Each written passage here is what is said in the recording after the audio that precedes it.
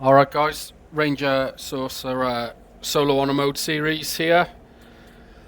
I just stumbled across something um, and after 800 hours in the game, it's the kind of little thing you just wonder, how did I miss it? And it got me thinking about why I missed it. So this is the Dark Fire shortbow. Gives you haste. Level 3 transmutation spell. I've never used it. I've never used the haste off it. And a big part of that is because the Titan string bow. The Titan string bow is the number one bow. Yeah, there's a lot of content out there. It's going to tell you this is the best bow in the game, Titan string bow. And until you get to the very end game, and you get the vicious short bow, it's best in slot for the whole game. And for a long time, I would have agreed with that. I mean, I do in some cases, in some fights it is, but there's a lot of room for other bows in the game. So you've seen me using the bow of Banshee a lot to generate fear, and that's because I'm playing a build that wants to kite out enemies, control the battlefield, so I value move speed. And that's because I'm playing my build. I've got an idea of how I want to play the game, and I'm playing the game and I'm learning things, making mistakes, and then going back and looking at my items and thinking, what would have got me out of that situation? What could I have done better here? So what I learned about the Darkfire shortbow, and this is the kind of little thing you come across when you're trying out little items, tweaking your setup, and not being really tunnel visioned onto this is the build, this is the level progression, these are the items I'm using, this is optimal, this is best in slot. You stumble across little gems like this. So the Darkfire shortbow gives you haste. So we're going to extend haste. I don't have a local source of haste. So I've recently respec'd and taken some rogue levels because I really want the extra bonus action. And that's what I'm talking about, where you're developing your build, you're refining it. And that extra bonus action just felt too valuable to me. And I wasn't really using the Gloomstalker features. The bonus action hide I don't use because I never had my bonus action. I appreciated the movement speed on the first turn and the Dread Ambusher. But as we go up in levels and I've got more potential to hit critical mass on the Twin Hail of Thorns, you'll see the one-shot Yurga. I think the build's going to look a bit different. So anyway, I don't have a local source of haste, so an item with haste, you think it's really good, but it's not a good bow. It's just a +1 bow. It's got no extra actions on it, but we extend haste on ourselves. We get haste for 20 turns, and then we switch to Herald, and we're still hasted. So it's basically a source of haste that you just keep in your inventory, and I never knew that until today. And one of the other things I've noticed is Hail of Thorns is a saving throw, a dexterity saving throw.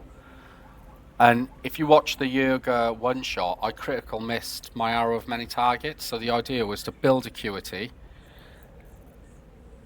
to boost my spell DC, then drop the shotgun blast, and it be unsavable, but I missed.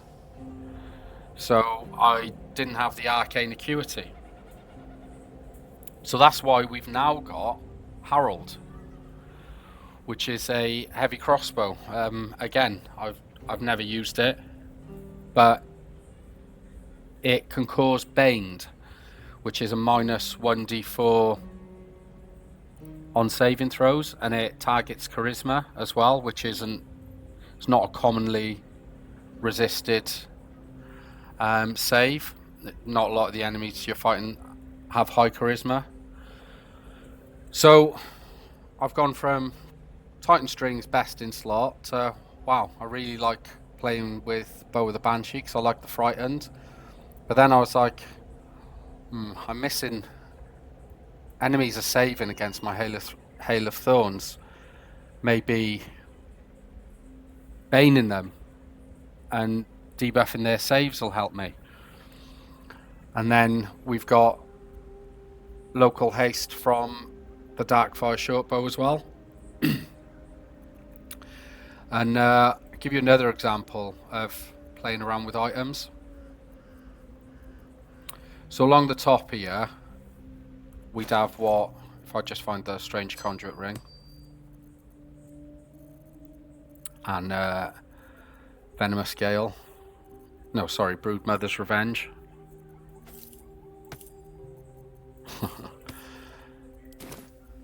So this item setup here along the top, this would be the max damage, crit range, plus 2 dex. Where have I put the Strange Conduit Ring? Sorry guys. I'll put that there. Psychic damage when we're concentrating on haste now, we'd have that. And then Broodmother's Revenge for 1 to 6 poison damage. I think a lot of build guides that you'd watch on YouTube, they'd say these are the items. But the simple fact is, you know, some fights are hard when you're solo, and you're not just going to beat them in a DPS race. Sometimes you have to disengage, reset, heal up. And that's where you might want something like Setup 2, where we've got Valar Aloof, which has got 2 weapon actions. So we've got 1 for damage, which is the thunder damage and the debuff to their saving throws. And then we've got Sing, which is the bonus to your attack rolls and your mental saving throws. So you can see between those 2 item setups,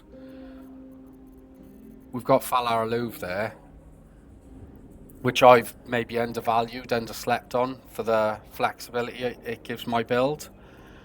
If we have Valar Aloof and we're singing, we get 1d4 to saves and attack rolls.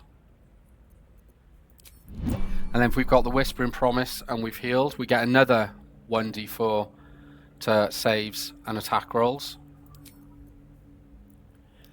And then if we've got the Shade Clinger Armor and we're obscured, we get advantage on our saving throws as well. So that makes you really tanky. Really, really tanky. But your damage goes down. And the one above is all damage, but you are a real glass cannon. So as I've been playing through with this build and developing it and tweaking little things, these are the sort of things that I'm thinking when I'm making decisions on items. And I think the moral of the story is play the game. Do what works for you, try things. If you like something and you're comfortable with something because it matches your playstyle, just go for it, keep optimizing it, and just make your own builds and your own loadouts. And yeah, that's a penny for my thoughts. Thanks for listening, guys.